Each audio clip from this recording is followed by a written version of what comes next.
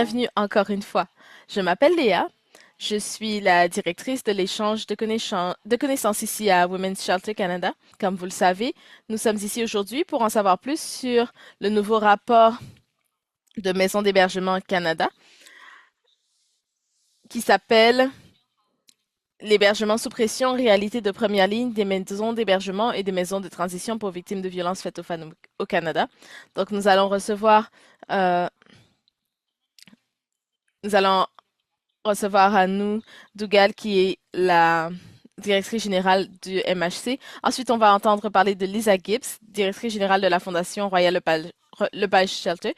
Et ensuite, on va passer à l'équipe de recherche du MHC, Robin Odengam et Chika Madwakola.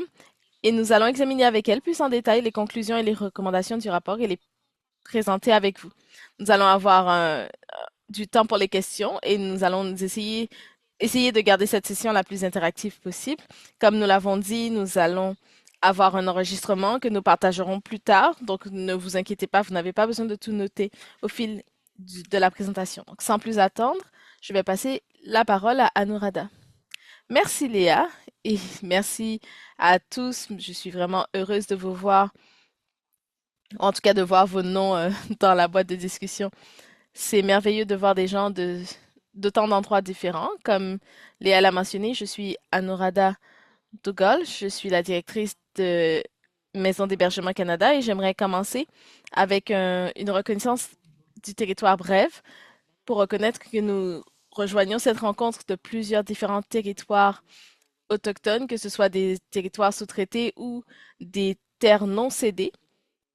Je vous appelle aujourd'hui du territoire non cédé du peuple Anishinaabe et Okinapi et je veux toujours reconnaître la gestion de ces terres et de cette île et la zone d'où je vous appelle est connue colonialement sous le nom d'Ottawa. Donc merci beaucoup à, aux gardiens de nous avoir permis d'être sur ces terres. Le nouveau rapport national qui s'appelle Maison d'hébergement sous pression offre un aperçu national et actualisé de la situation des maisons d'hébergement pour les femmes, les enfants et les personnes de tout genre qui fuient la violence. Donc, ce rapport a commencé à être créé après plus d'un an de travail. Donc, nous voudrons remercier notre équipe de recherche qui ont conçu l'enquête ainsi que le reste de l'équipe de Maison d'hébergement Canada qui a apporté son soutien à nos chercheuses Robin et Chika qui ont conçu l'enquête, qui ont analysé les résultats et rédigé le rapport. Nous avons également d'autres membres, beaucoup de membres de l'équipe qui les ont soutenus à travers leurs commentaires, les corrections, les premières variations de questions que nous allons avoir, que nous avons eu à poser aux maisons d'hébergement. Elles ont vraiment travaillé à tout cela pour avoir ce merveilleux webinaire que nous avons aujourd'hui. Ce rapport s'appuie très significativement sur le rapport historique de MHC qui s'appelle Plus qu'un lit, qui a été publié en 2019 et c'est une mise à jour de l'étude nationale qui nous permet de suivre les pressions et changements au fil du temps et de mettre en évidence les domaines où les investissements et les changements de politique sont les plus urgents. Comme vous l'entendrez aujourd'hui, ce rapport quantifie ce que nous avons entendu de manière anecdotique. Comme vous ne serez pas surprise de l'entendre, les travailleurs des maisons d'hébergement à travers le Canada sont confrontés à la réalité quotidienne de devoir faire beaucoup plus avec beaucoup moins. Nous avons une augmentation de situations qui sont de plus en plus... Ils accompagnent des survivantes dans des situations de plus en plus complexes et difficiles avec un personnel, des ressources et des locaux limités.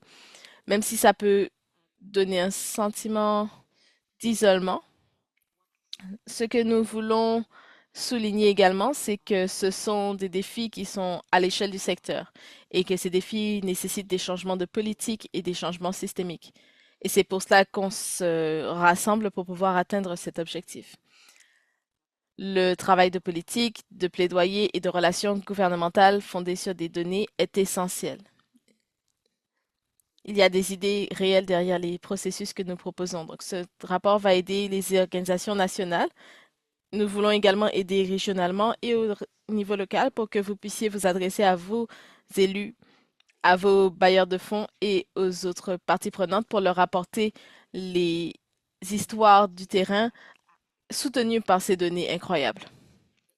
Nous allons continuer pour MHC à plaider en faveur de changements politiques et sectoriels qui soutiennent les maisons d'hébergement. Cela inclut de travailler à l'élaboration d'un plan d'action national qui va mettre fin à la violence sexiste pour que nous ayons un cadre national cohérent reconnaissant les maisons d'hébergement comme des piliers centraux des systèmes sociaux et judiciaires du Canada, ainsi que comme des partenaires dans la promotion de l'égalité des sexes, de la réconciliation et de tous les droits humains. Donc, nous ne serions pas en mesure de faire ce travail sans le partenariat de la fondatrice de ce projet, de la Fondation des maisons d'hébergement Royal Lepage et sa directrice générale incroyable, Lisa Gibbs, qui soutient MHC depuis très longtemps. Lisa et la fondation avec laquelle elle travaille comprennent l'importance incroyable des données et de la recherche, ce qui est quelque chose que tous les bailleurs de fonds ne comprennent pas. Et comme vous le savez, nous sommes toujours très conscientes du fait que la philanthropie privée soit un complément essentiel au financement public que nous ne pouvons pas toujours contrôler. Donc, merci beaucoup Lisa, ainsi qu'à votre équipe pour votre soutien au MHC et à ce projet en particulier. À toi la parole, Lisa. Merci, merci beaucoup. Quand je considère ceux qui opèrent et qui dirigent les maisons d'hébergement pour femmes et les maisons de transition au Canada, vos voix incarnent l'avenir de ce secteur, jour après jour, semaine après semaine, année après année. Lorsque je rédigeais des rapports de faisabilité sur la violence familiale, c'est ainsi qu'on désignait le problème à la fin des années 80 ou quand je travaillais dans une maison d'hébergement au début des années 90, les communautés agissaient en vase clos. Pourtant, les voix de tant d'entre vous avaient besoin, non, exigeaient davantage et votre force a toujours résonné alors que vous défendiez avec diversité, la, les violations persistantes et dévastatrices de la violence basée sur le genre. Aujourd'hui, je suis émerveillée par les changements survenus depuis que j'ai travaillé dans ce secteur. On prend conscience qu'une femme et ses enfants ne peuvent pas guérir et aller de l'avant en l'espace de 3 à 6 mois et que les logements de transition de deuxième étape sont indispensables. Tout cela et bien d'autres avancées encore ont été rendus possibles grâce à la force de vos voix collectives. J'espère également que vous vous sentez fiers en prenant conscience de ce que vous et tant d'autres dans les communautés partout au Canada pouvez accomplir lorsque vos voix sont entendues collectivement. Lorsque la MHC a proposé à la Fondation des maisons d'hébergement Royal Lepage de financer ce rapport qui rassemble vos témoignages passionnés, notre conseil d'administration a compris qu'il s'agissait d'un moment fort, riche en opportunités pour le changement, pour le renforcement des capacités et de collaboration entre les acteurs du secteur. Et quand je dis des partisans, je fais référence dans ce contexte aux milliers d'agents Royal Lepage dans les communautés partout au Canada qui recueillent des sommes considérables pour leurs maisons d'hébergement locales et les programmes nationaux de prévention de la violence. Ils le font depuis 1998, soit littéralement depuis 28 ans, et ils ont recueilli 57 millions de dollars à ce jour pour ce secteur, pour que vous n'ayez pas à le faire et pour que vous puissiez vous concentrer sur le problème et celles et ceux qui sont touchés par son obscurité. Pour vous conclure, j'espère que la prochaine fois que vous sentirez le poids considérable de cette cause peser sur vos épaules, vous penserez à Royal Lepage, l'agence immobilière du Canada, et au soutien qu'elle apporte au secteur quand des maisons sont vendues dans des quartiers partout au Canada. Vous n'êtes pas seul dans votre engagement envers cette cause, mais vos voix ont du poids à chaque fois que vous recevez un financement de la Fondation Royal Lepage pour les maisons d'hébergement. Vous savez qu'ensemble, nous sommes solidaires pour que les maisons d'hébergement soient un lieu sécuritaire pour toutes. Merci Lisa et merci pour ces mots inspirants et pour le soutien de ton travail. Et merci à Lisa et à nous d'être ici avec nous et d'avoir vraiment établi la scène pour nous. Donc, je vais passer la parole à Chika et Robin pour la présentation de leur rapport.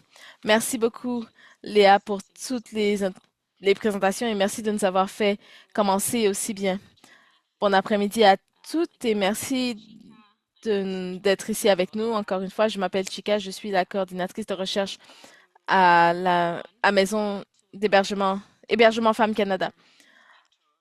Donc, je travaille et je vis à Toronto sur le territoire traditionnel de plusieurs nations qui incluent les Mississauga du Crédit, les Anishinaabe, les Haudenosaunee et le peuple Wendat.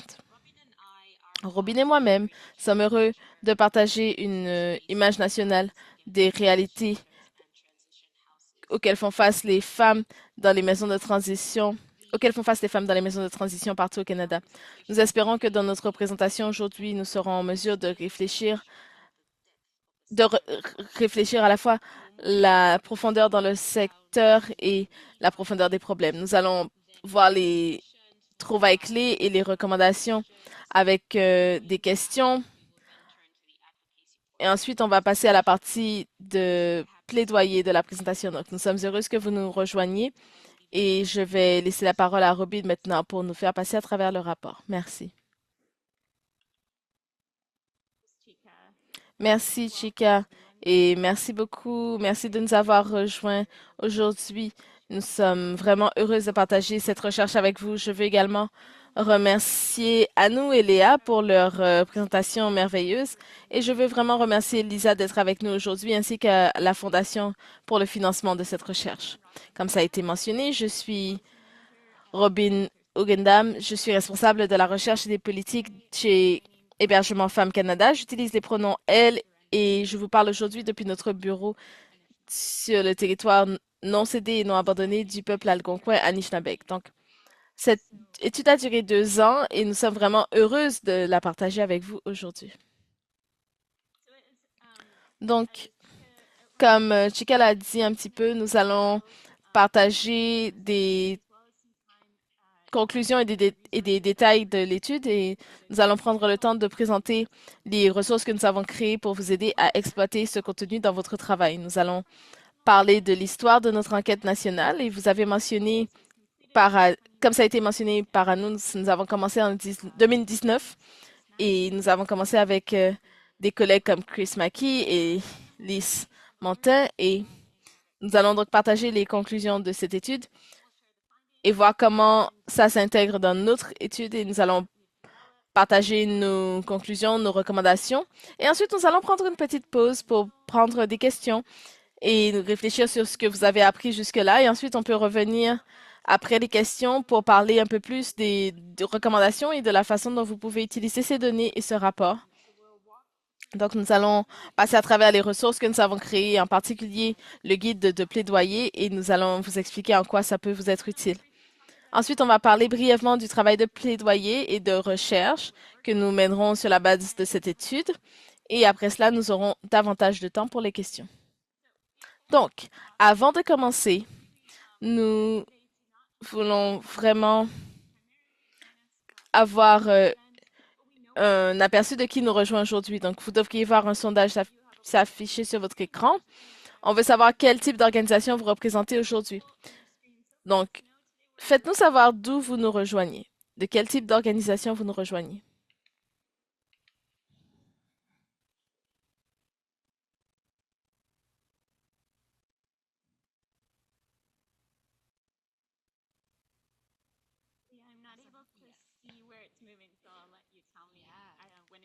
Parfait. Donc, tout ça bouge, mais tu vas nous dire un peu les résultats. Donc, on dirait que tout le monde a répondu. Je vais arrêter le sondage et partager les résultats. Donc, est-ce que vous pouvez voir les résultats? Parfait. Merci d'avoir répondu. Nous avons des gens qui viennent nous rejoindre du secteur des maisons d'hébergement. Merci. Nous sommes vraiment contents de vous voir et beaucoup de matériel va vous concerner directement. Nous avons également d'autres organisations féministes qui nous rejoignent, d'autres organisations à but non lucratif, d'autres décisionnaires publics et des, du grand public et des gens du secteur académique. Donc, nous allons reprendre notre présentation. Donc, en 2017, HFC a lancé sa première enquête nationale. C'est la première enquête de ce type au Canada qui a été élaborée par et pour le secteur de la lutte contre la violence faite aux femmes. L'objectif était de dresser un profil du secteur et de mieux comprendre les défis auxquels ce secteur était confronté. C'était également une opportunité de sensibiliser le public à propos du travail des maisons d'hébergement et du travail qui était fait dans ces espaces. Parce que trop souvent, on le sait, les gens les voient comme un espace pour offrir un lit, mais les gens ne savent pas tout le travail qui est fait dans ces maisons d'hébergement. Pour cette enquête, nous avons contacté des maisons d'hébergement partout au pays et le rapport final a été publié en 2019. Le questionnaire initial comptait environ une centaine de questions et ça prenait aux organisations environ 1 heure et 1 heure et demie pour répondre. Par rapport à la longueur, nous avons développé un deuxième questionnaire plus court ainsi qu'un questionnaire distinct qui était destiné spécifiquement aux hébergements de transition parce qu'il y avait des questions spécifiques qui manquaient et qui étaient particulières à poser par rapport à ces lieux. Donc, depuis la publication de ce rapport, nous avons constaté qu'il était utilisé par des responsables politiques, des fonctionnaires, des universitaires et d'autres acteurs de la société civile. Nous avons également constaté qu'il était régulièrement cité par des organismes gouvernementaux. Au sein du HFC, nous avons utilisé les conclusions de cette étude pour explorer 2 domaines de recherche supplémentaires en nous appuyant sur les lacunes identifiées dans ces domaines. L'étude des maisons d'hébergement de transition a été publiée en 2020 et l'étude sur la fuite des cerveaux féministes qui examine les défis liés à la main-d'œuvre a été lancée en 2024. À partir de 2024, nous avons commencé à travailler sur la deuxième édition de cette étude et l'enquête a été lancée en mars 2025. Nous avons pris beaucoup des enseignements tirés de la première enquête pour construire et améliorer le processus. Pour ces 2 enquêtes, nous avons fait appel à des experts issus du milieu des refuges, ainsi qu'à nos partenaires d'organisations partenaires, ainsi qu'à des gens d'organisations partenaires. Ça nous a permis d'avoir une enquête plus solide. Donc, les enseignements de notre première enquête ont vraiment influencé la conception de la seconde. Premièrement, on savait qu'on devait cibler la quantité de temps nécessaire pour répondre à l'enquête. Donc, bien qu'elle soit restée longue, nous avons multiplié les réponses à cocher et nous avons réduit le nombre de questions ouvertes. Nous avons également multiplié les, les cases à cocher.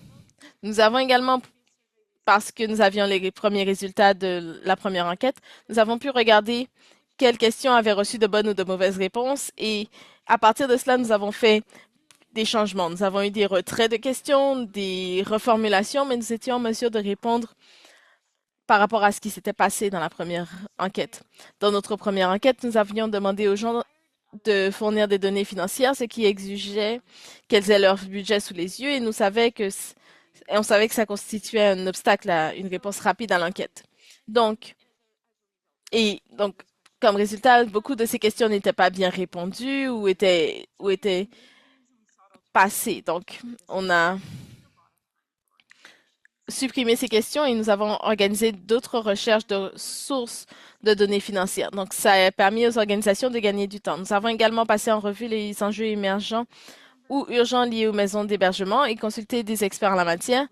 Et nous avons essayé de voir où on devait ajouter d'autres problèmes qui pouvaient atteindre les maisons d'hébergement. Donc, à partir de cela, on a ajouté les thèmes de la reprise post-pandémique, la crise climatique et la gestion des urgences, la consommation des substances et la crise des opioïdes. Nous avons également ajouté plusieurs questions liées à la technologie, notamment des questions autour de ressources technologiques des maisons d'hébergement et qu'elles utilisent, ainsi que des questions sur la violence basée sur le genre et qui est facilitée par la technologie.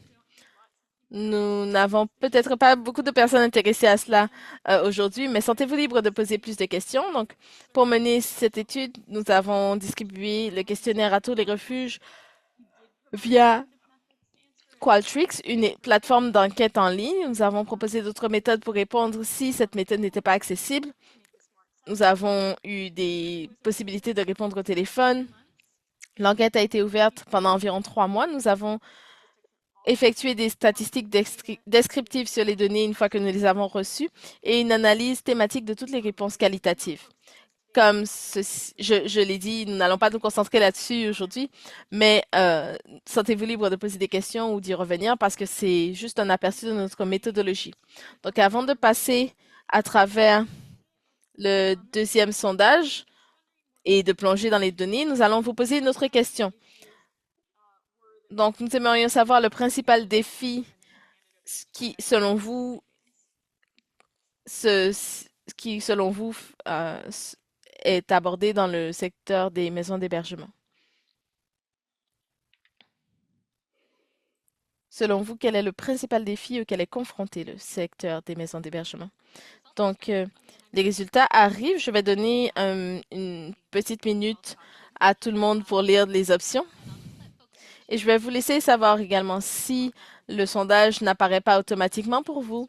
Peut-être que vous devez passer dans votre barre d'options en bas et peut-être qu'il y a un onglet Poll ou euh, enquête et ou sondage et vous allez voir que ça s'affiche. Donc on dirait que la plupart des gens ont répondu, donc je vais partager les résultats.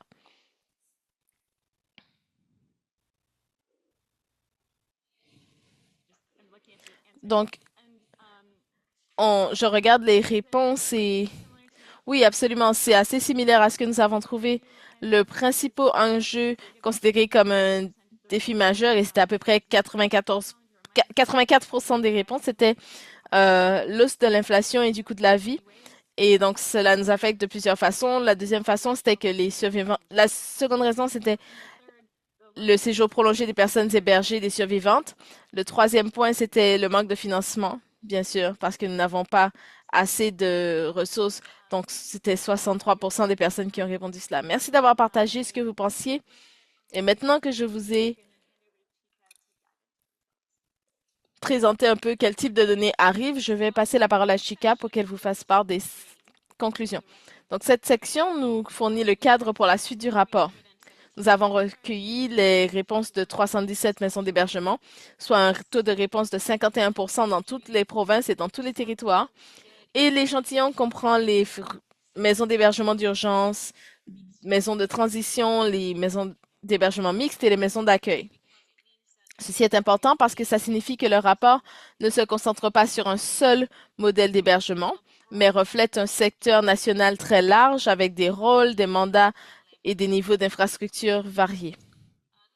La répartition géographique est également importante. Les réponses venaient de grands centres, de petites collectivités, de milieux ruraux et éloignés, ainsi que de régions nordiques, ce qui signifie que les pressions dont nous allons parler et que nous verrons dans les conclusions ne sont pas isolées à une région ou un seul type de collectivité. Il y a des lacunes dans certains domaines, particulièrement en ce qui concerne les maisons d'hébergement de deuxième étape et les données territoriales, mais dans l'ensemble, ça reste un aperçu national solide de qui a participé et de quelles réalités sont présentées. Donc, cette diapositive n'est pas juste à propos des gens qui ont répondu, mais on veut comprendre également la portée et les limites des données probantes qui suivent. Donc, une des conclusions les plus frappantes du rapport concerne l'état vétuste et le manque de moyens des infrastructures des centres d'hébergement. L'année médiane de construction pour un bâtiment d'hébergement est 1981, mais ce chiffre à lui seul ne rend pas pleinement compte de la situation à laquelle sont confrontés les hébergements. De nombreux bâtiments sont bien plus anciens et le rapport nous montre un besoin important de réparation majeure et mineure. Donc, qu'est-ce qui ressort ici? C'est vraiment l'écart entre ce qui doit être fait et ce qui peut réellement être fait. Plus de la moitié des répondantes, donc 53%, ont dit avoir besoin de réparations, mais ne pas avoir les fonds nécessaires pour les réaliser. Ce qui signifie que les bâtiments se détériorent alors que les refuges continuent, les maisons d'hébergement continuent de fonctionner, que les maisons d'hébergement continuent de recevoir des gens. Cela a des conséquences concrètes parce que quand un bâtiment a besoin de réparation, des améliorations en matière d'accessibilité, tout cela détermine directement l'accès à l'espace en toute sécurité et comment cette maison peut fonctionner correctement. Dans les communautés du Nord, 89% des maisons d'hébergement avaient besoin de réparation et c'est une situation qui est critique parce que le financement est déjà inégal. Donc, ce n'est pas juste que les maisons d'hébergement sont anciennes, mais c'est aussi que les infrastructures pèsent et n'ont pas été renouvelées au rythme où elles fonctionnent aujourd'hui. Donc, la capacité d'accueil est une des conclusions les plus importantes du rapport parce qu'elle établit un lien entre le fonctionnement des centres d'hébergement et la crise du logement dans son ensemble. Ils fonctionnent au-delà de leur capacité financière, tout comme les centres d'hébergement de transition, et dans de nombreux cas, c'est une situation régulière plutôt qu'occasionnelle.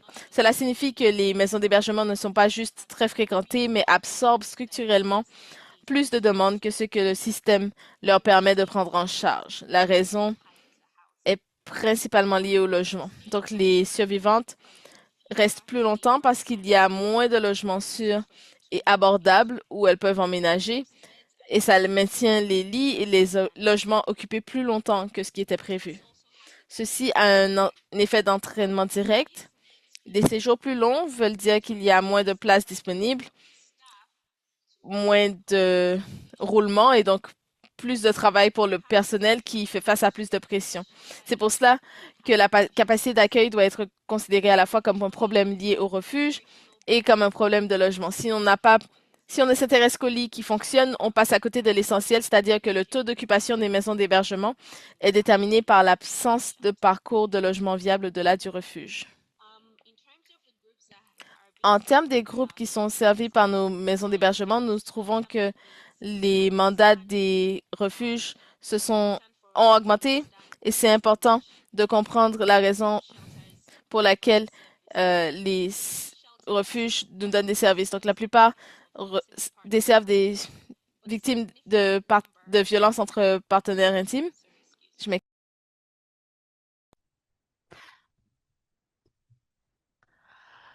Euh, je vais juste prendre de l'eau, désolé. Alors, plusieurs vont soutenir les femmes ou les personnes d'une diversité de genres qui font face euh, des déplacements forcés, différents types de temps, le mariage forcé, etc. Alors, les maisons d'hébergement vont vraiment soutenir les personnes qui vivent au-delà d'une définition typique de la violence basée sur le genre.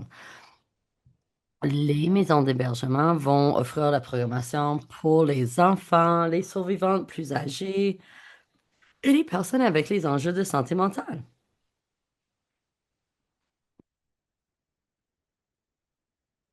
Et il y a aussi des réseaux dédiés à les personnes comme les survivantes noires, avec les enjeux de handicap, etc. Alors, on veut élargir avec cette secteur est en train de servir plus de monde avec les plus de besoins complexifiés, mais pas avec plus de ressources et l'accessibilité. Et évidemment, ça lie directement avec la programmation qui passe dans les maisons d'hébergement. Alors, qu'est-ce qu'on a entendu de nos répondants? Les maisons d'hébergement ne sont pas juste un lit ou un lieu pour rester. C'est une place qui va livrer toute un plusieurs, un réseau de soutien pour les personnes survivantes qui traversent un moment de crise et retrouver un niveau de stabilité. On fait les analyses de risque, on fait des soutiens de conseils, de défense de droit, la plaidoyer, l'accompagnement, vraiment même le travail social. Et tout ça va étaler dans les enjeux de logement, revenus, santé, l'aide juridique, protection de l'enfance et tout ça. Alors, c'est comme maintenant l'hébergement est un lieu de service et pas juste un lieu de logement. Et ça explique comment le personnel va coordonner à travers plusieurs systèmes au même moment et aussi répondre aux enjeux de sécurité immédiate. Alors, on voit tous les enjeux complexité, ce que les centres font de manière quotidienne en parlant des enjeux du personnel aux maisons d'hébergement. On a pu voir un peu la difficulté et la fatigue dans ce rapport. À travers notre secteur, on a des milliers de bénévoles et employés qui soutiennent le travail qui passe aux maisons d'hébergement. Mais les chiffres sont parlent pas assez parce que le niveau de stabilité est un problème sévère. Alors, s'il y a un manque de un salaire assez élevé, la rétention des personnels sont difficiles et aussi les enjeux de burn-out, d'épuisement professionnel arrivent. Alors, c'est vraiment dur surtout quand il y a un couvrage de 24 par 24, 7 jours sur 7, il y a un manque de personnes. Alors, les maisons d'hébergement ont un personnel nécessite beaucoup de capacité et a besoin de gérer les situations complexes. C'est pas un enjeu si les personnels existent assez, c'est plutôt les niveaux stables et compétents et les personnes bien ressourcées d'être là et soutenir le travail qui se passe dans les hébergements. Un élément central pour renforcer notre secteur pour respecter le personnel et le milieu de travail, c'est vraiment le financement. Et ça, c'est pourquoi on va parler davantage des enjeux de financement. Robin, c'est à vous. Merci. Alors, le manque de financement, évidemment, c'était un des défis les plus importants qu'on a vu par ce sondage. Et ça suit ce qu'on a entendu dans notre étude de 2019. Chica a noté plusieurs nécessitent des rénovations. Par contre, ils n'ont pas le financement nécessaire pour les faire. Vous voyez dans le diapo, il y a les défis de sous-financement, juste payer les salaires, les frais de transport, les rénaux de base. Et juste un quart de nos répondantes a dit qu'il y a un membre du personnel dédié au financement. Alors, les travailleurs et travailleuses ont trop de travail. Les DG ont besoin de faire un financement. C'est vraiment difficile de trouver les personnes pour combler ces emplois pour administratifs et de finances. Et plusieurs ont dit qu'il fallait couper leur programmation dans les dernières 12 mois, 23%, surtout suite à COVID. Nous ne sommes pas étonnés que les hébergements a dit sans les fonds liés à de soutien à la COVID, ils étaient obligés de couper leur programmation, couper en personnel ou peut-être même fermer leurs portes. Et il y a des gros reflets sur les enjeux de coupure de financement et celle de COVID. Maintenant, ça a pris fin il y a 2 ans. Alors, au niveau de sondage, on a demandé des questions, c'est quoi les enjeux urgents? Un, c'est de rétablissement après la pandémie, ce que nous avons entendu beaucoup parler. C'est avec le financement lié à COVID, qu'est-ce que on voit dans cette monde post-COVID? C'est quoi les lacunes? Et ce que les maisons d'hébergement disaient, il y a toujours des effets secondaires. C'est toujours un enjeu parce qu'il y a des hauts taux de violence et la sévérité de la violence. Il y a des enjeux les emplois, le personnel et les personnes avec les enjeux d'épuisement et santé mentale. Tout le monde ressent ces impacts après la pandémie, mais les impacts directs et indirects de la crise climatique. Il y a 19% qui ont senti les impacts directs d'un événement important climatique. Alors, si c'est un dommage matériel ou une évacuation de leur hébergement, ils ont aussi reçu des impacts indirects des événements climatiques. Alors, de l'aide à personnes évacuées, par exemple, comme les personnes survivantes d'une communauté où il y avait un événement de désastre naturel.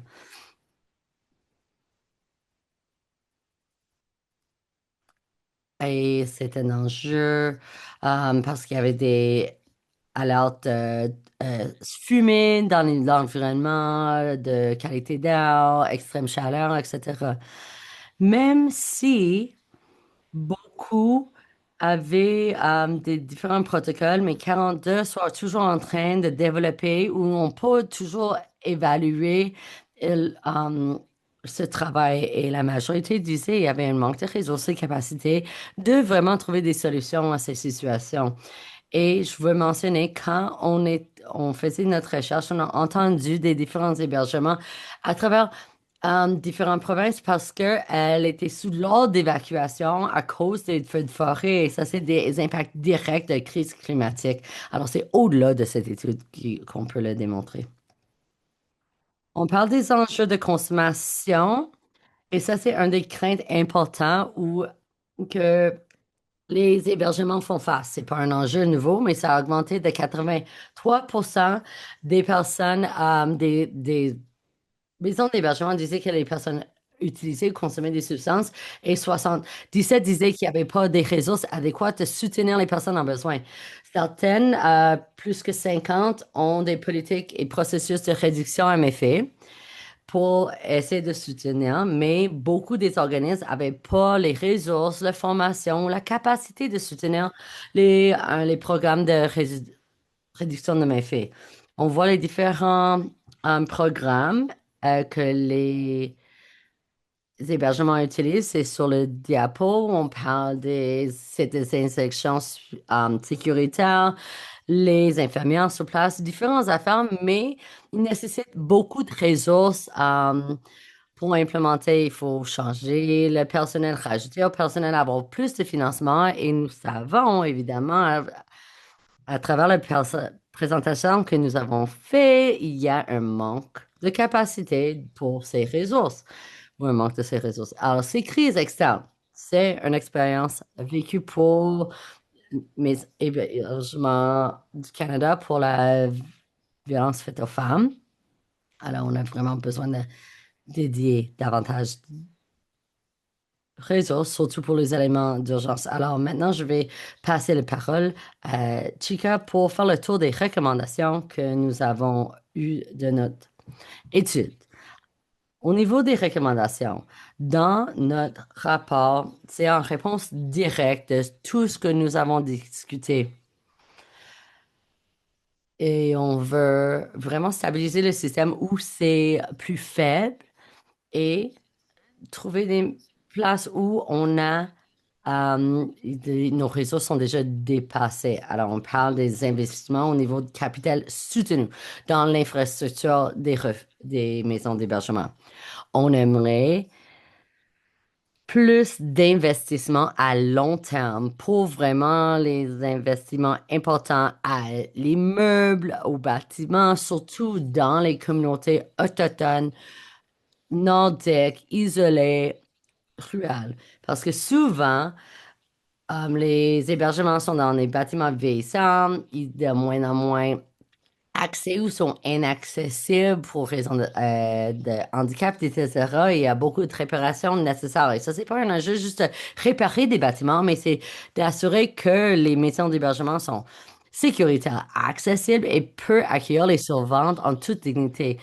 Cette recommandation veut demander d'avoir des nouvelles constructions, une conception de universel d'accès et pour vraiment assurer que les ressources qui existent sur les réserves, il y a des défis pour qu'ils aient accès à ces ressources. Alors, si les hébergements vont répondre aux besoins, on a besoin de changer les espaces physiques et il doit être mis aux normes.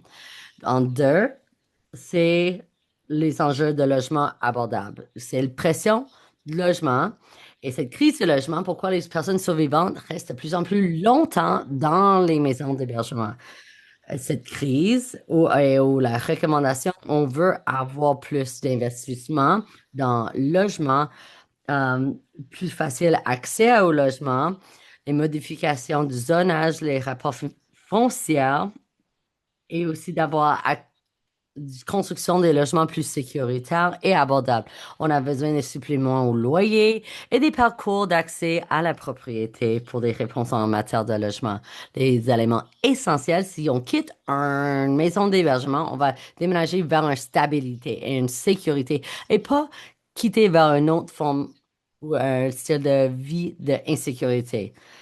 Troisième recommandation, on veut le financement adéquat, indexé et fiable pour le fonctionnement d'hébergement, pour le personnel et leur programmation inclusive. Ça, c'est un des points les plus forts de notre rapport parce que ça démontre que le financement, c'est pas juste de garder les portes ouvertes, c'est aussi un enjeu d'assurer que le personnel peut être retenu par les maisons d'hébergement et pour donner les services de qualité à long terme. Cette recommandation appelle pour le financement à la mission opérationnelle de base pour les avantages sociaux, le perfectionnement des personnels, de la supervision, soutien en matière de santé mentale et de soutien du personnel stable. Aussi d'avoir le financement pluriannuel dédié aux programmations adaptées à la culture, dirigées par les personnes autochtones, destinées aux personnes racialisées, aux personnes de LGBTQIA+, aux personnes en situation de handicap et aux enfants et jeunes d'avoir les outils d'accessibilité et d'interprétation disponibles. Ça, c'est tout un format de garder en tête parce que ça lie le financement auprès de qu'est-ce que les maisons d'hébergement ont besoin réellement pour bien fonctionner. La quatrième recommandation que nous avons, c'est de répondre aux crises externes dans une manière ciblée. On voit clairement dans notre rapport que les hébergement répond aux crises des opiacés, à la violence de genre et tous ces enjeux. Et aux différentes urgences liées aux affaires climatiques, souvent sans suffisamment de formation et financement. Alors, on veut, par cette recommandation, souligner qu'il faut ressourcer ces lieux d'hébergement, d'être capable de soutenir des réductions des méfaits, d'avoir des plus de capacités en sécurité technologique, cybersécurité numérique et la préparation de répondre aux situations d'urgence ou quand il y a des cas majeurs de perturbation. Les hébergements sont pas là pour répondre à toutes les crises externes. Par contre, le système a besoin de soutenir les hébergements, les maisons d'hébergement quand ces crises s'imagent. Notre recommandation finale numéro 5, c'est de vraiment intégrer euh, tous ces enjeux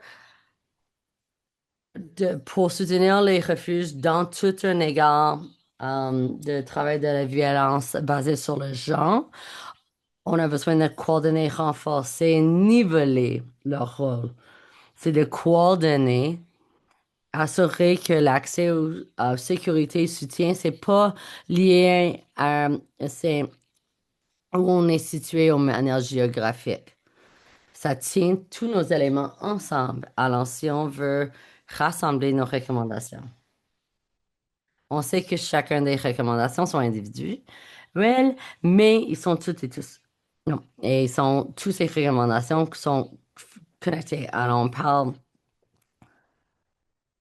des meilleurs bâtiments, meilleur accès au logement, le financement stable, les services prêts aux crises et un cadre qui rend l'ensemble du système plus cohérent. On veut aller de le financement par projet à court terme à une stabilité à long terme. Maintenant, on va nous donner un moment de réfléchir à nos questions et on peut les poser dans le place de questions et réponses. On a un autre sondage. Sur les 5 recommandations qui étaient nommées, on veut vos réponses. Selon vous, quelle de ces recommandations est la plus pressante, alors qu'il faut, est le plus urgent? Selon vous, lequel des 5 c'est le plus urgent? Merci, Chica. On va donner tout le monde un moment de réfléchir et mettre leur réponse. Si jamais vous avez des questions pour Brown Running Chica, vous pouvez mettre vos questions dans la petite boîte de questions et réponses. Ça devrait être à côté du clavardage ou du chat. Vous pouvez cliquer cette boîte et soumettre vos questions. Vous avez aussi le doigt. Et je vois dans le euh, clavardage, on veut choisir plus qu'une seule réponse. Malheureusement, avec le style de sondage que nous avons créé, vous pouvez pas répondre plus qu'un qui est prioritaire. Mais oui, c'est vrai. On va vous donner d'autres instants pour répondre.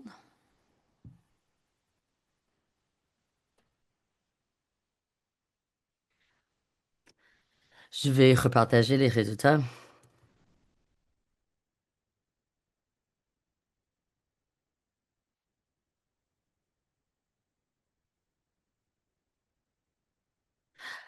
Alors, merci pour vos réponses. Je vois au niveau, je pense que la majorité, on parle de répondre aux crises de logement là, et de trouver des solutions de deuxième étape à plus et plus long terme. L'autre, c'est d'avoir le financement suffisant et fiable pour le fonctionnement, pour les maisons d'hébergement, le personnel et les services inclusifs adaptés à la culture. Et je pense que ça démontre clairement les voies dans notre secteur, ces deux éléments-là, comment on a présenté dans notre rapport. Et je vais prendre quelques questions et puis on va prendre le temps d'essayer de réfléchir comment on va le faire.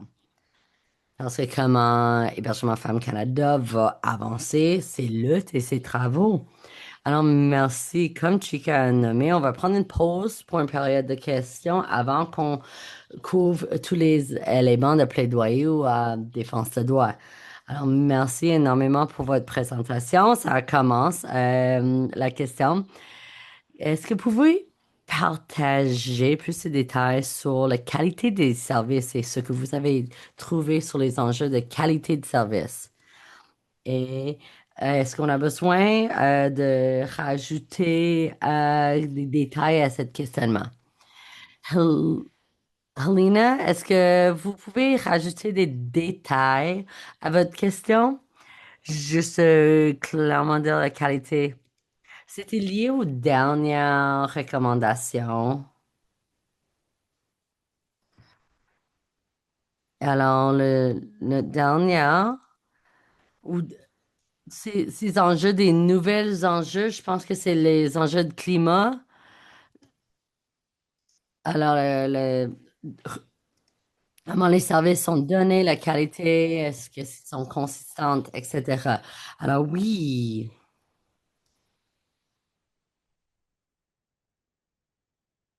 on va prendre un instant pour assurer qu'on comprend tout à fait ce que vous aimeriez discuter. Est-ce que vous référez possiblement de la programmation offerte par les maisons d'hébergement? Je vois qu'elle a rajouté sur les études des cas et d'autres services allant vraiment des suivis plus TS. Robin, est-ce que vous pouvez répondre? Alors, c'est vraiment, on a posé plusieurs questions et ça, c'est juste une petite image des différents services qu'on a notés. Je pense qu'il y avait une trentaine de différentes options que les organisations pourraient nous parler. Ça, c'est les premières ou les plus hauts élevés des types de services offerts par différentes maisons d'hébergement. Et la différence, c'est comme certaines affaires sont comme toujours à faire comparé à des fois nous offrons X, Y, Z. Les affaires qu'on voit plus, voilà, c'est plutôt est-ce que vous l'offrirez des fois, tout le temps, jamais. Avez-vous d'autres idées que vous aimeriez savoir ou qu'est-ce qu'on veut?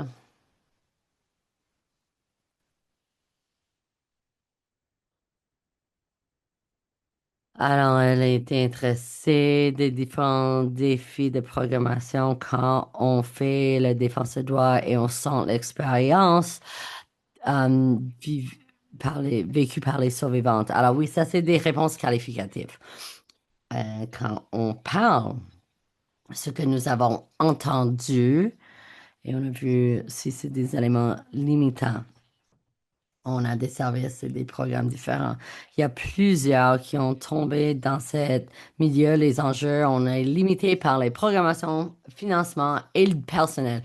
Le personnel qui n'était pas capable de donner des services de traduction, par exemple, ou il y avait d'autres cas peut-être où il fallait poser des questions, des différentes catégories de statut d'immigration, les personnes qui arrivent avec des besoins en particulier. Et certains des commentaires que nous avons reçus, c'est au-delà des questions du personnel, on peut pas se permettre d'avoir des services 24 sur 24. Alors, des fois, les personnes avaient des besoins imagine, des enjeux de consommation des substances. Il y avait besoin d'avoir un personnel présent si jamais il y avait un enjeu lié aux consommations.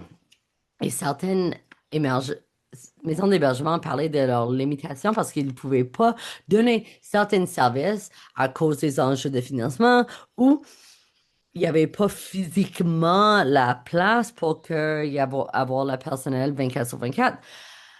Mais ça a limité. C'est pas que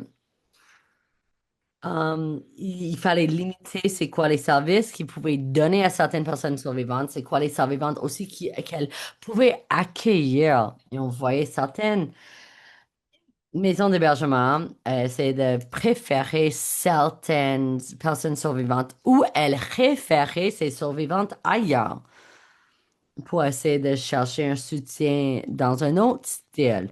Je ne sais pas si ça répond réellement à votre question. Et nous avons entendu parler beaucoup des différents organismes qui parlaient des survivantes qui arrivaient avec une expérience des cas complexes ou multiples défis. Alors, c'est vraiment des enjeux d'immigration complexes. Les enjeux d'expérience de santé mentale, euh, consommation, les enjeux de famille, tout ça peut complexifier les cas vus par le personnel.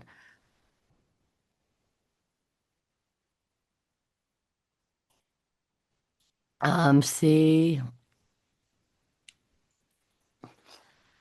et c'est vraiment juste les éléments plus qualificatifs qu'on a pu euh, voir davantage. Maintenant, je vois une question. C'est un élément de statistique que vous voyez. 32% des maisons d'hébergement offrent avoir de double personnel. Est-ce que ça c'est 24 par 24 ou ça c'est juste avoir un supplémentaire entre 11 heures et 7 heures? Qu'est-ce que nous parlons? On n'a pas parlé trop de détails. Ça c'est autour des questions de sécurité. Euh,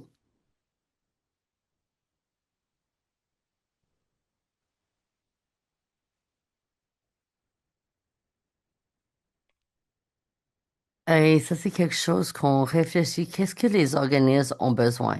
C'est quoi Alors, on n'a pas répondu à ce modèle d'avoir le double du personnel. Est-ce que c'est n'importe quand? Est-ce que c'était en particulier pour pendant les soirées? Les soirs pour être un pont entre deux périodes de travail. On a vu que ça revenait souvent et que des fois c'était difficile d'avoir du personnel pour certains moments comme nuits, des soirées ou les fins de semaine. Et ça crée des enjeux de sécurité pour le personnel et les locataires ou les résidentes. Et c'était vraiment un fardeau important pour ces personnes. Merci. Et nous avons quelques autres questions. On voit pour les situations plus complexes. Est-ce qu'il y a eu des enjeux quand on parlait de la sécurité pour les refuges ou pour les personnes survivantes? De vraiment que avoir les personnes qui les suivaient, les personnes violentes. Alors, quand on parlait des enjeux de sécurité, d'avoir un enjeu de...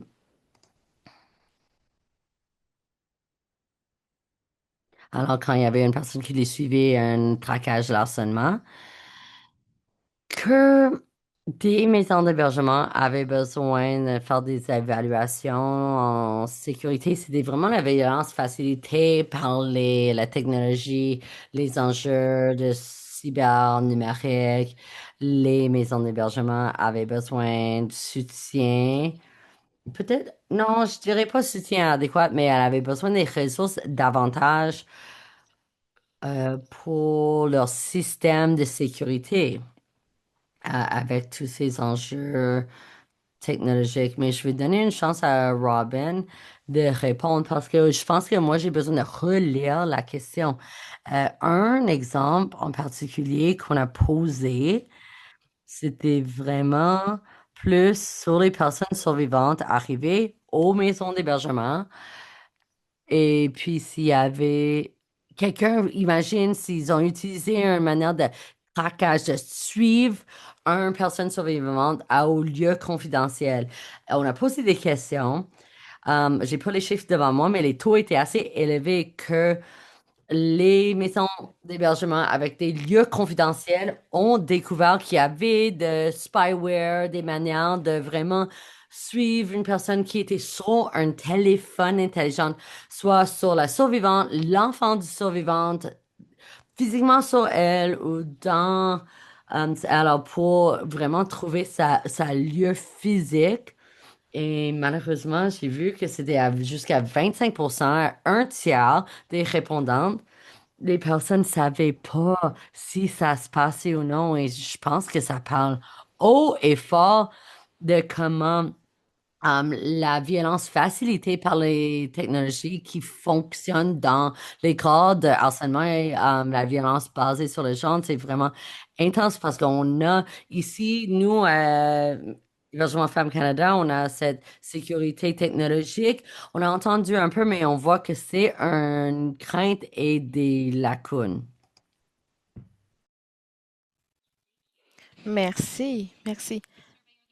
Est-ce que l'enquête ou le rapport a discuté quoi que ce soit autour des préoccupations de sécurité alimentaire quand les survivantes sont dans les maisons d'hébergement, les intersections de la sécurité alimentaire et de la violence basée sur le genre?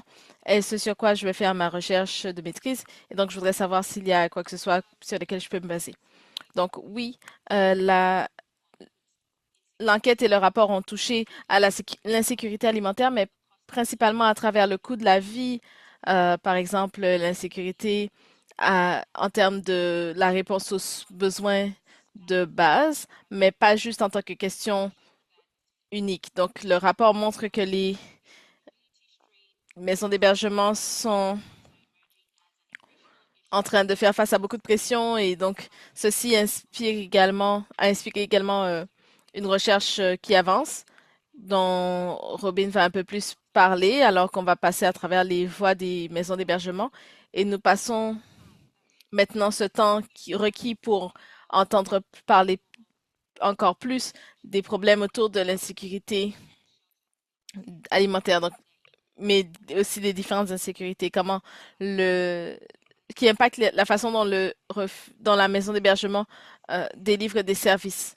Donc oui, c'est un rapport plus court que nous produisons annuellement. C'est aussi avec des thématiques différentes. Donc nous avons posé des questions spécifiques par rapport à la pandémie, la façon dont les choses ont été organisées en 2020, comment est-ce qu'on se comment est-ce qu'on naviguait les différentes crises de logement et ça s'est lié directement à l'insécurité alimentaire parce qu'on a vu la façon dont l'abordabilité a émergé dans cette enquête et quand on pose des questions autour du microcosme du problème plus large de l'abordabilité, c'est vraiment l'alimentaire. Donc, on veut travailler pour s'assurer que cette enquête puisse être sortie en septembre et que les résultats soient disponibles au début du mois de novembre. Je vais en parler dans les prochaines étapes de notre présentation.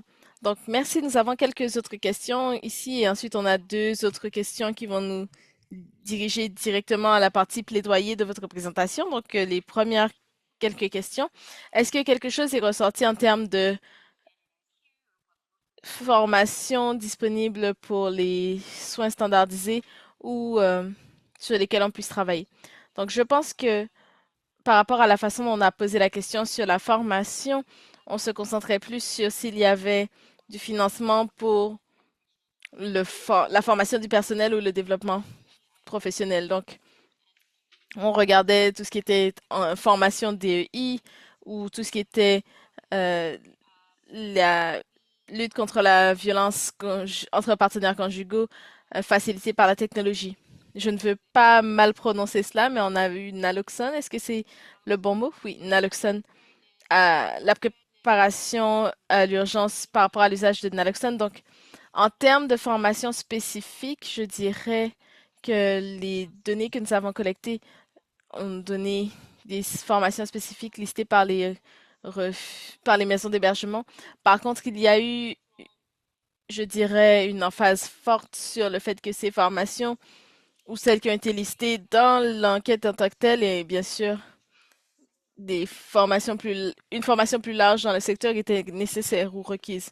Ce qui est que les maisons d'hébergement étaient limitées parce s'il n'y a pas assez d'argent pour s'assurer que les formations se déroulent, les maisons d'hébergement vont devoir fonctionner avec ce qu'elles ont. Je ne sais pas si c'est clair ou si il y a quelque chose que tu veux ajouter, Robin. Excellent. En termes, parce que tu parlais un peu au début de la présentation d'éléments sur la capacité et comment les maisons d'hébergement sont à pleine capacité, s'il y a une urgence, est-ce qu'il y a une sorte de réserve de lit pour les urgences immédiates des survivantes ou quelque chose comme ça? Tu veux commencer? Ah, oui. Oui, donc on a eu un peu de précaution autour du fait de poser cette question parce que beaucoup des questions des organisations du fait qu'elles utilisent de l'espace supplémentaire ou le fait qu'elles fonctionnent au-delà de leur capacité actuelle, c'est très lié avec le financement. Donc, on a vraiment fait attention avec ces questions parce qu'on voulait que les organisations se sentent à l'aise à répondre et on ne voulait pas qu'elles se sentent comme si leur f- bailleur de fonds ait l'impression qu'elles aillent au-delà de ce qui était permis. Donc, on a plutôt utilisé les questions autour de si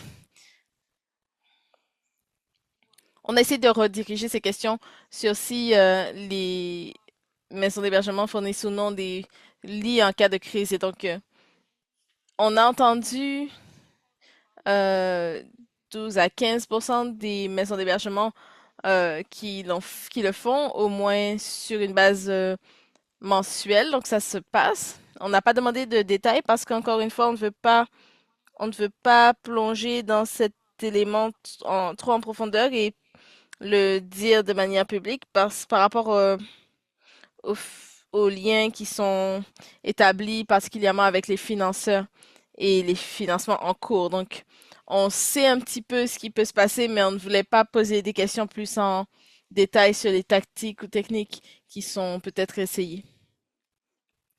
Très bien. Et ok, donc une question autour de tout ce qui... est-ce qu'il y a quoi que ce soit qui est ressorti sur les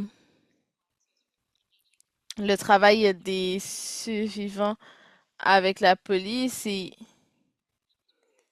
comment est-ce que ça se passe quand un agresseur essaie d'utiliser la police pour cibler une maison d'hébergement.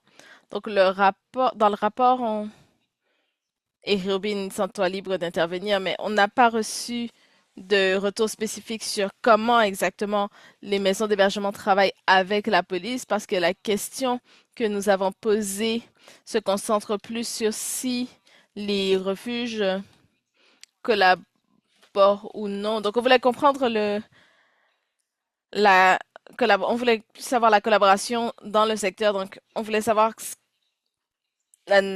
s'il y a cette collaboration et donc la façon ou le déroulement de la collaboration n'était pas quelque chose qu'on a demandé, non. Et donc, c'était une réponse à cocher, mais on a demandé en fait, est-ce que vous interagissez avec la police? Est-ce que vous avez des membres de la police sur votre conseil d'administration? Est-ce que vous faites de la formation ou de l'éducation avec la police? Et donc, il y avait quelques autres éléments et ensuite les gens disaient non, on ne travaille pas avec la police, on essaye de ne pas travailler avec la police. On parlait plus du partenariat et je dirais que la plupart des organisations s'engagent à travailler avec la police. Très peu ont dit non, on ne travaille pas avec la police. Encore une fois, euh, on doit juste faire avec les chiffres qui sont en face de nous, mais la plupart travaillent avec la police et je ne sais pas Je ne pense pas qu'on ait demandé aux organisations de nous dire plus sur cette relation. Merci beaucoup et merci à vous toutes et à toutes les questions qui sont arrivées. C'était merveilleux et je vais poser les deux questions supplémentaires. Vous pouvez y répondre ici si vous voulez, mais j'ai l'impression que ça va passer parfaitement à la partie plaidoyer. Donc, si vous voulez y répondre au fur et à mesure, vous pouvez le faire, mais on va poser la question. Donc, est-ce que les recommandations seront utilisées à des niveaux gouvernementaux, surtout autour du financement? Est-ce qu'il y a des considérations au-delà du gouvernement et des sources de financement? Est-ce que certaines des recommandations seront utilisées avec le gouvernement pour faire des changements ou de l'impact dans le secteur? Je pense que cela, ça va vraiment aider à passer à ta prochaine partie. Peut-être que je vais vous donner un petit aperçu. Je vais passer la parole à Chika pour la deuxième partie de notre présentation, mais les recommandations, donc, à la fin de cela, nous allons voir comment HFC planifie d'utiliser ces recommandations dans la prochaine année et même comment ça va s'impliquer dans les collaborations. Donc, par rapport au gouvernement, nous avons gardé les recommandations très générales et alors que nous passions à travers le guide de plaidoyer, vous verrez que nous avons créé des documents de 2 pages qui peuvent être adaptés par votre organisation. On va vous faire passer à travers cela en détail. Ces recommandations peuvent être vraiment ciblées et mises sur mesure pour ce dont vous avez besoin pour que le gouvernement travaille avec vous. Pour notre objectif, ces documents que vous allez voir, nous les avons écrits pour le gouvernement fédéral, mais nous pensons vraiment que ces recommandations peuvent être utilisées par pour d'autres niveaux de gouvernement. Mais la forme actuelle, c'est pour le travail avec le gouvernement fédéral parce que c'est le niveau de plaidoyer où nous évoluons. Je vais passer la parole à Chica. Merci. Donc, je vais juste passer à travers ce que nous allons faire dans la prochaine section. Je crois que c'est un endroit intéressant où on peut réfléchir sur le message principal jusqu'à maintenant, étant donné toutes les merveilleuses questions que nous avons pu avoir. Donc, le message de tout ce dont nous avons discuté jusqu'à maintenant, c'est que les maisons d'hébergement font plus, servent plus et supportent plus que ce que le financement actuel et les capacités actuelles le permettent. Donc, comme ça a été dit dans la présentation, c'est le moment où on veut que vous compreniez que, ou en tout cas qu'on veut mettre l'emphase sur le fait que les données du rapport sont traduites dans les actions ici. Donc, les recommandations que nous avons vues avant les questions, et elles sont les points déterminants et les points cruciaux des politiques. Et maintenant, nous allons voir ce qui va aider les différentes audiences à connecter avec les recommandations dans le rapport. Ce changement compte parce que les rapports ne deviennent utiles que quand les gens peuvent vraiment porter le message dans leur propre travail.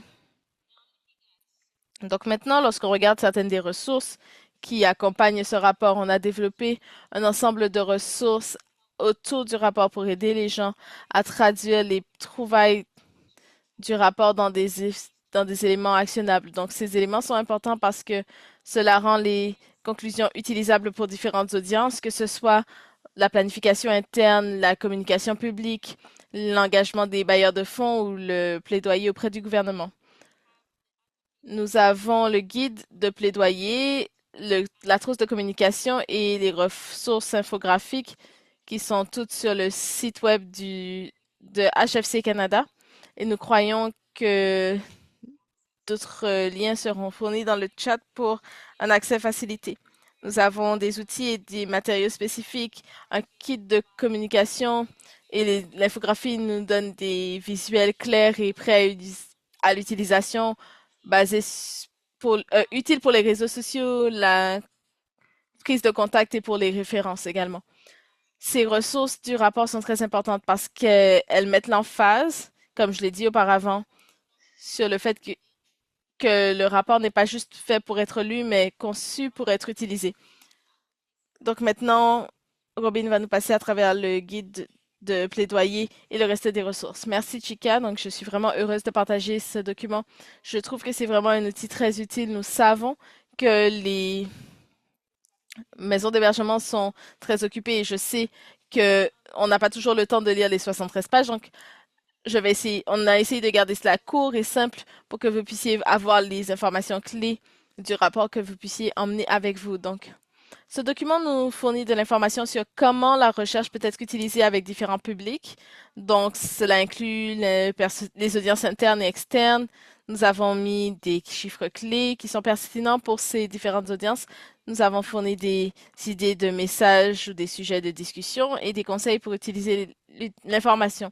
En addition, nous avons créé, comme dit plus tôt, des documents de 2 pages adaptés pour les responsables gouvernementaux à tous les niveaux. Donc maintenant, je vais vous faire passer rapidement à travers comment le guide peut être utilisé avec chaque audience et pour vous montrer également ce qu'il y a dans chaque guide. Donc, premièrement, le guide passe à travers différents éléments. Donc, c'est pour le personnel, les audiences internes et ensuite externes. Donc, le premier public, c'est vraiment le personnel et donc, ce sont des statistiques et des messages qui aident à valider leurs expériences et qui parlent et qui les inscrit dans les différents défis à large niveau qui sont travaillés par tout le personnel de toutes les maisons d'hébergement. Donc, ce sont des statistiques clés que vous pouvez souligner, ainsi que des messages à transmettre au personnel. Certaines actions qu'on propose sont des actions pour les réunions du personnel ou même des éléments utilisés pour la planification organisationnelle. Pour le conseil d'administration, vous pouvez utiliser le rapport pour la gouvernance, les décisions financières, les décisions de politique et pour mieux comprendre le paysage financier pour le secteur. Donc, on a des messages à transmettre pour introduire le rapport et ça peut vraiment vous aider à informer la planification stratégique et les décisions importantes que vous devez prendre avec votre conseil. Vous pouvez leur dire qu'ils peuvent utiliser ces informations quand ils s'engagent avec des bailleurs de fonds, des donateurs ou différents niveaux de gouvernement. Donc, on va vous montrer un peu ce à quoi ça ressemble. Et je vais vous faire passer à travers cela. Donc, ça, ce sont les populations externes qui pourraient être intéressées à recevoir la communication de nos résultats. Et donc, je vais vous montrer un peu ce qui est dans le guide. Et donc, ça, c'est ce à quoi ressemble le guide de plaidoyer et la façon dont vous pouvez utiliser cela, surtout avec les donateurs et le public général. Et chaque section est mise en page de manière similaire à celle-ci. Donc, vous pouvez utiliser les informations de ce rapport pour montrer l'égalité auxquelles font face les maisons d'hébergement. Nous avons donné des messages modèles pour les courriels aux bailleurs de fonds, les posts, les réseaux sociaux, les présentations communautaires. Et dans la boîte, à peu près au milieu, la boîte en violet, tous, nous avons des exemples de messages. On peut avoir différents types d'appels à la levée de fonds, par exemple, également, qui ressemblent à cela.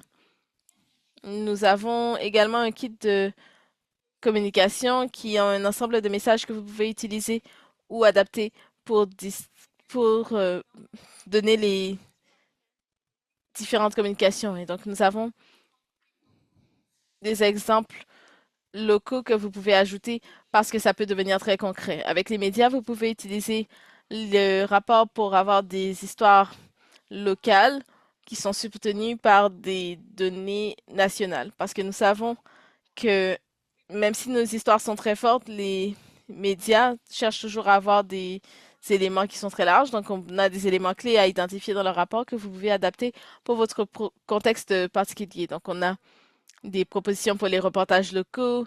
Également, nous avons des suggestions de messages pour les entrevues et pour passer à travers le processus. Nous avons également des exemples sur comment utiliser les données nationales par rapport à votre propre expérience.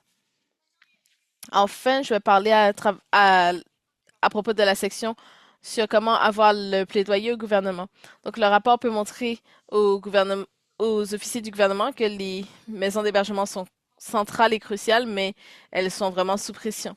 Donc, vous pouvez envoyer cela au gouvernement pour souligner comment vous interagissez dans votre propre communauté et comment ils peuvent augmenter l'investissement dans les maisons d'hébergement. Donc, encore une fois, on a des statistiques pertinentes ainsi que des messages qui peuvent être utilisés dans les courriels, dans les lettres, dans les soumissions et dans les discussions avec les officiels du gouvernement.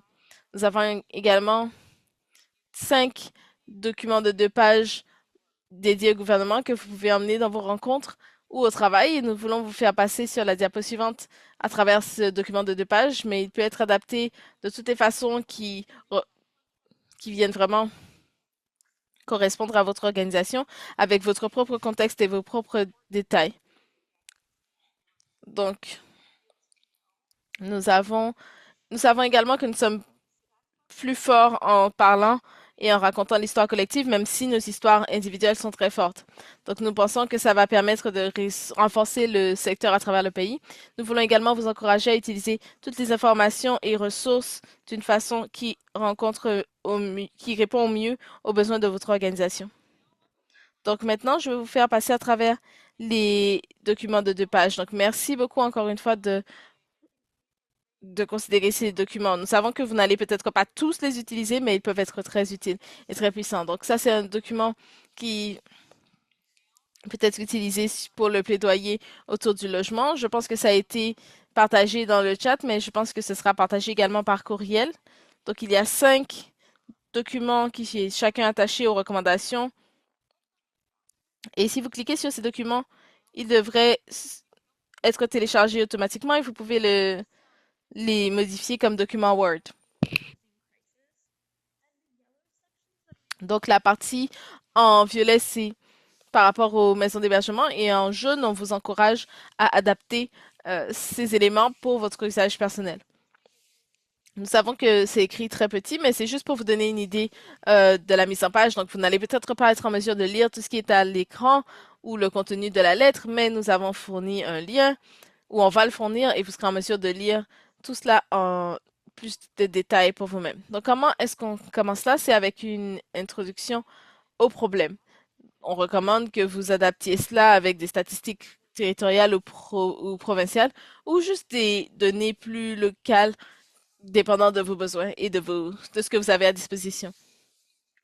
Le texte près de la première page, en violet, c'est un appel à l'action.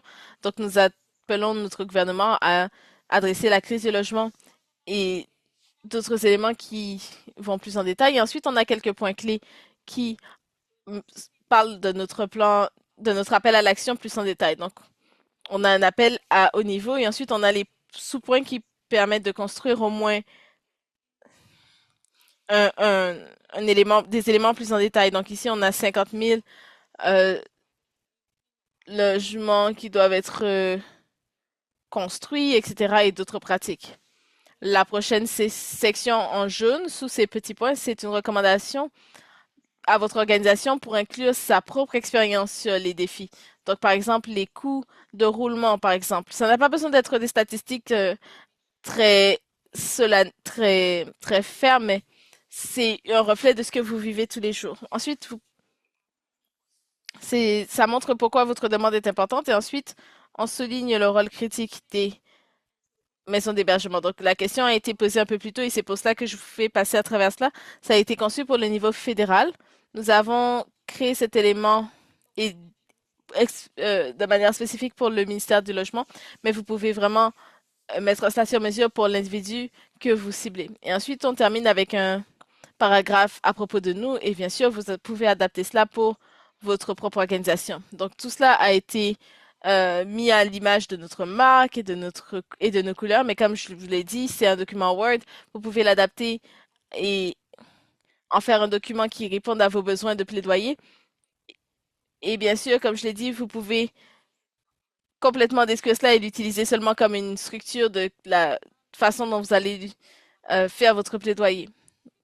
Je voudrais que vous sachiez qu'à la fin du guide de plaidoyer, après la section gouvernement, si vous n'êtes pas familière avec les plaidoyers, nous avons terminé le guide avec des ressources qui peuvent vous permettre de comprendre ce processus et des exemples que vous puissiez suivre. Donc, ça explique les processus, comment travailler avec les médias, comment faire le plaidoyer ou cet exercice de plaidoyer. Nous avons également inclus les détails de la nouvelle régulation de lobbying fédéral et donc il y a de nouvelles règles que vous devez comprendre. Vous pourriez en avoir besoin.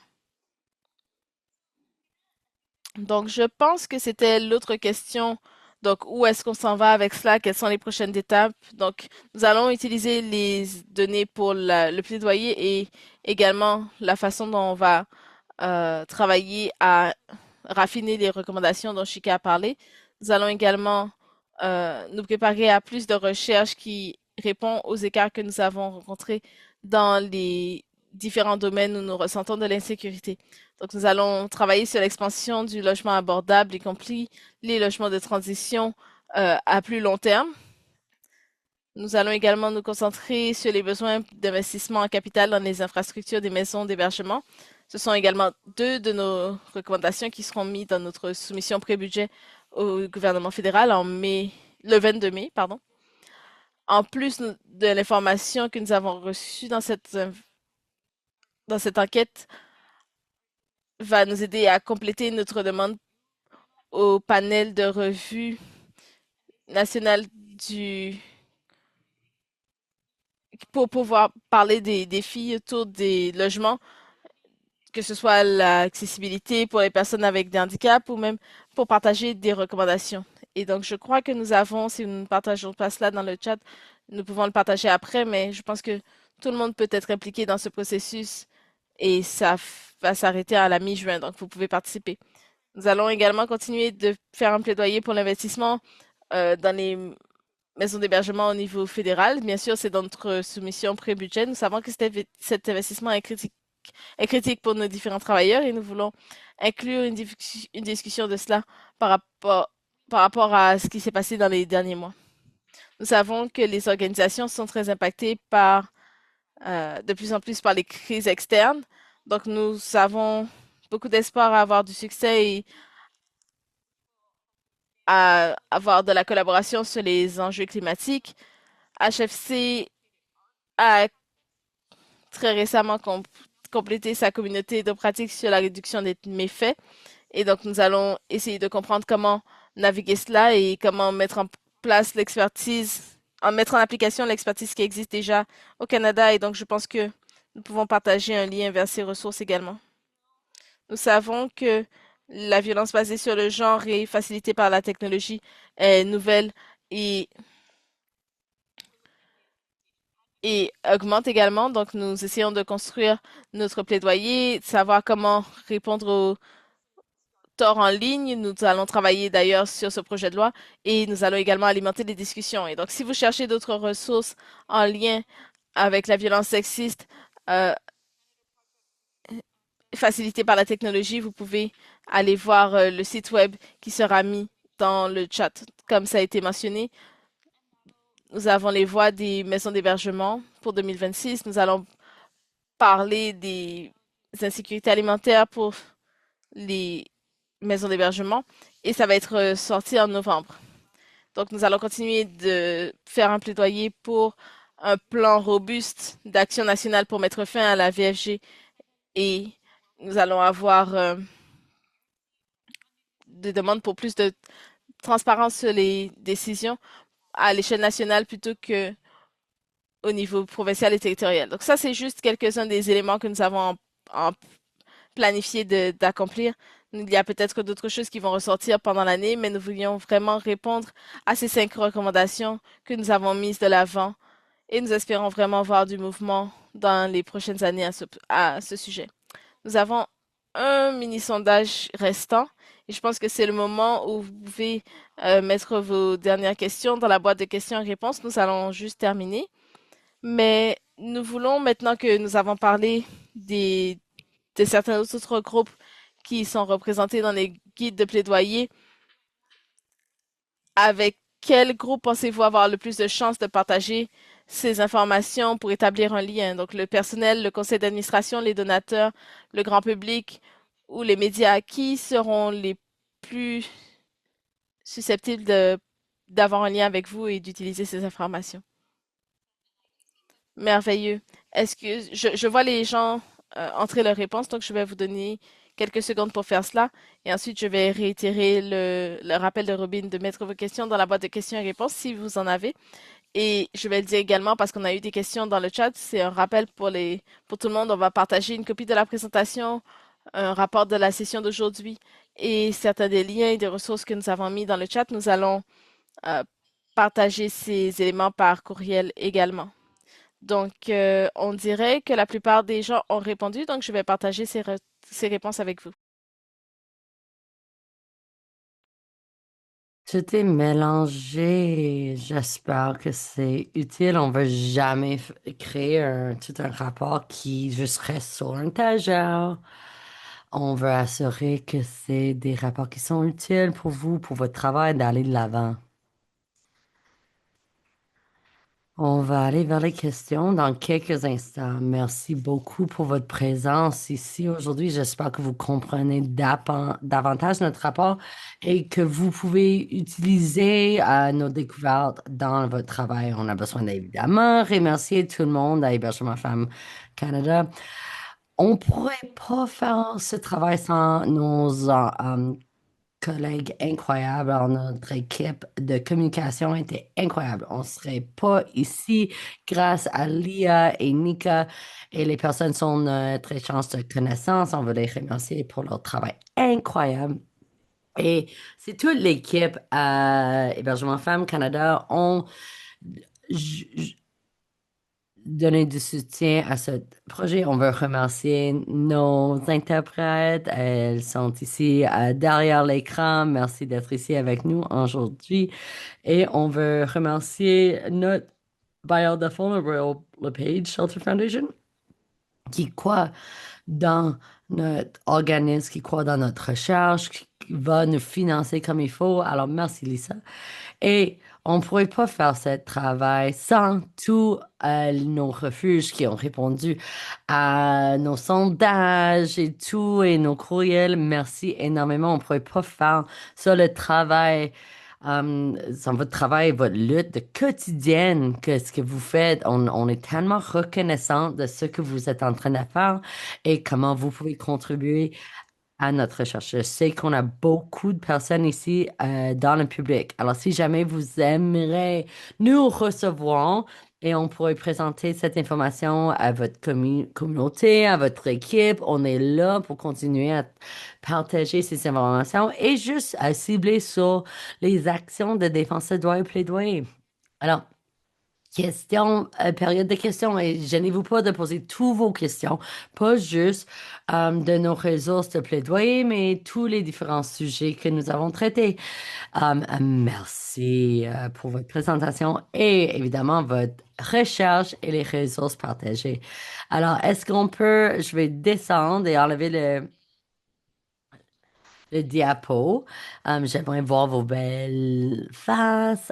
S'il vous plaît, continuez d'alimenter le chat ou les questions-réponses parce qu'on a du temps. Je vois une question. Est-ce qu'il y a des fois des recommandations faites pour les personnes abuseurs au lieu de les personnes victimes, parce qu'on parle jamais des causes, des racines de ces problèmes, peut-être comment ça pourrait faire partie de la solution. Nous n'avons pas mis de l'avant les recommandations pour les personnes abusives. On voulait que l'accent soit mis sur les maisons d'hébergement. Nous savons qu'il y a beaucoup de travail de préventatif que les maisons d'hébergement font. On met cette recommandation de l'avant ici, mais c'est vraiment important que c'est un élément clé dans notre plan d'action de mettre fin à la violence basée sur le genre, évidemment d'attaquer aux racines et cet élément préventatif. On a entendu parler des maisons d'hébergement qui font du travail avec des hommes qui ont fait du violence, des hommes qui ont eu une expérience de violence et qui sont survivants de violence. Alors, c'est vraiment le travail qui est fait. Je vais regrouper quelques questions ici. le travail de plaidoyer que vous faites au niveau du gouvernement fédéral, que vous faites au Hébergement Femmes Canada, qu'est-ce que vous allez faire? Si on recevait une réponse, quand nous recevons les réponses du gouvernement sur ces enjeux, comment est-ce qu'on va partager ces éléments? Comment est-ce que le monde va rester affûté de l'information? C'est une bonne question. La réponse facile, c'est oui, on met le travail que nous faisons sur notre site web. Alors, nos avis envoyés au gouvernement fédéral, les documents, les analyses comme pour le budget, nanana, ça c'est le travail que nous faisons. Mais la question, c'est comme, comment, si nous recevons les réponses ou quoi que ce soit du gouvernement, ça, si ça va de l'avant, on essaie de célébrer nos gains. On essaie de mettre sur nos réseaux sociaux. Des fois, on sent qu'il y a peu de gains ou sont et on parle des différents enjeux au niveau gouvernement fédéral. Ils travaillent sur le féminicide, ils travaillent sur les réformes de libération par caution, différentes choses. On essaie d'assurer qu'on continue notre analyse et on partage les informations, surtout quand il y a des changements. J'ai pas une réponse claire, mais on essaie de partager les travaux que nous faisons, les luttes, les gains le plus possible. On pose la question, c'est est-ce que ces études sont une affaire régulière? Est-ce que vous le faites souvent? Um, pour nous, ça dépend du financement. Vous voyez, l'équipe de recherche, c'est des gros demandes. On aimerait le faire plus souvent chaque 3 ans. Je pense que ça fait beaucoup plus longtemps.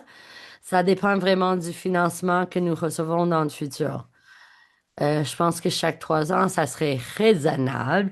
Et puis, on pourrait faire des points de rapport réguliers, de voir les changements qui se passent dans notre secteur. Et c'est 2019, la dernière étude qu'on a lancée en 2026. Ouf, je sais, ça fait longtemps dans cette fenêtre, ce temps de 6 ans, 7 ans, tout ça. Le temps entre les sondages et le suivi, des fois, ça fait 10 ans.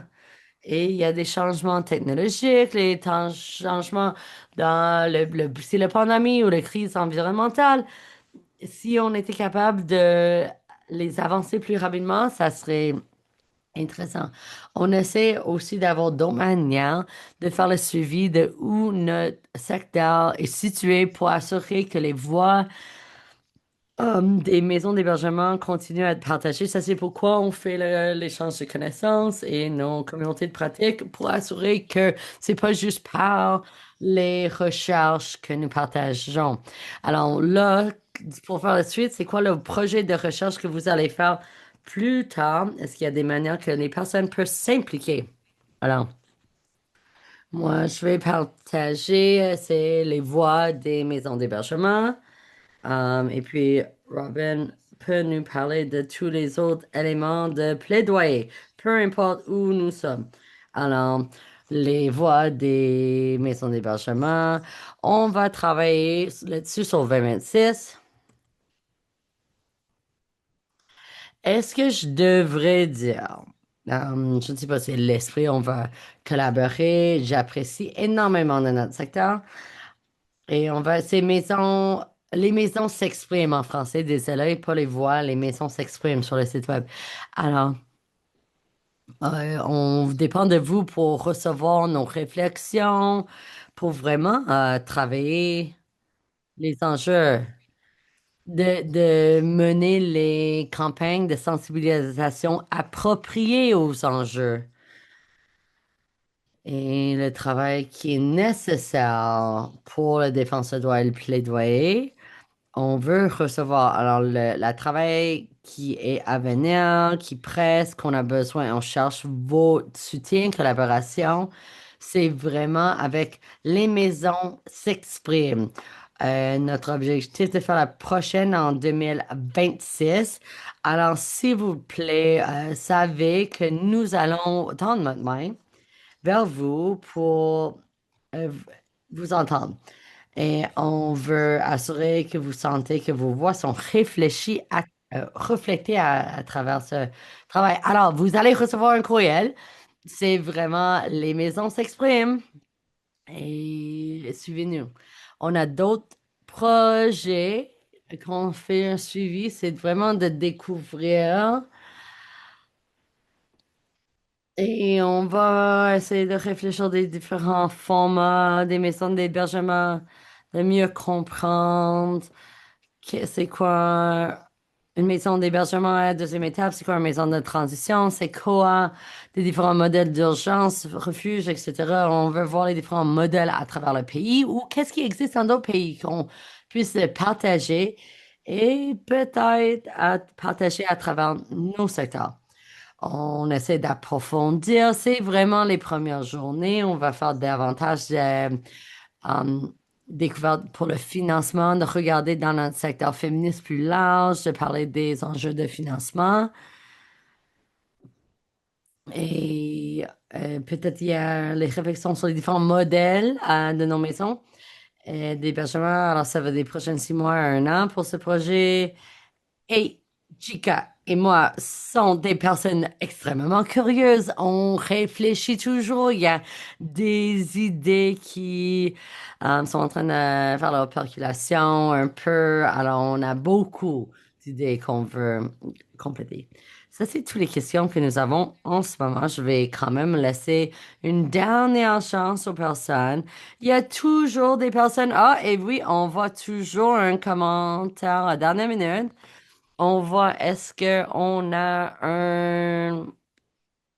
une infolette ou une manière de rester au fait de ces informations? Alors, on a notre infolette disponible sur notre site web. Je pense que vous pouvez partager de quoi dans le clavardage ou dans le courriel qui va suivre ça. On a des manières de s'impliquer dans tous nos projets, les communautés de pratique, nos webinaires, d'autres choses. Je pense que ça, c'est mon petit plug pour faire la clôture de vraiment inscrivez-vous pour nos infolettes communautaires pour savoir d'être capable de suivre qu'est-ce qu'on fait sur quels différents sujets. Si c'est le plaidoyer et la défense de droit qui vous intéresse, vous allez le recevoir.